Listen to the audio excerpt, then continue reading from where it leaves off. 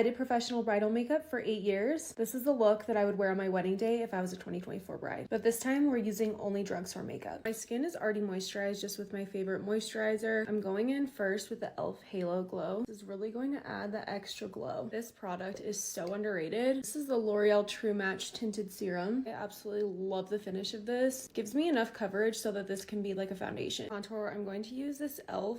Contour Beauty Wand, and I'm going to blend as I go so that this product doesn't dry out before I move on to the cheeks. Now just sculpting the cheeks. Just adding a little bit of this to the nose to contour as well. I'm switching to a smaller brush just to blend this out. A little trick, if you feel like you've added too much product, just take your foundation brush, don't add anything else to it, but just blend that out. I love to be very bronzy. Most of the brides that I worked with did too. This is the Physicians Formula liquid bronzer. This stuff is incredible. Put it on this little mixing plate. You can also put it on your hand, and I'm going to pick it up with a brush and then just apply this right on top of that contour. Same process for the blush. Added this to the mixing plate. Now I'm just applying this to the high points of the cheek. This shade Pink Me Up, and it's a really pretty glowy pink. So adding a little to the nose. Concealer, this is the L'Oreal Infallible True Match. I love this concealer. The formula actually reminds me a little bit of my favorite Tarte Shape Tape. And I'm gonna drag this up, and then I'm going to use this as my eye primer also. Now that we have the concealer blended, I'm just taking the blush brush and just blending around the edges. We just need to set. This is the Maybelline Fit Me powder. I'm taking it on a powder puff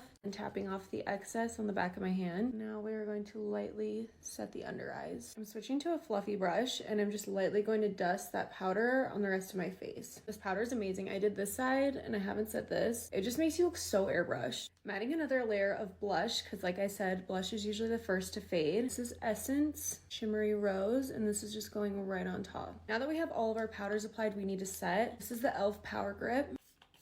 We really need that moisture to be brought back to our face before we apply cream highlight. This is the e.l.f. Champagne Highlight Wand. I like to apply that to the bridge of my nose, and then also with my sponge, I just apply this to the high points of the cheeks. You see how stunning this is? All right, guys, for some reason, TikTok cuts me off whenever I get to the 5-minute mark, so go to part 2.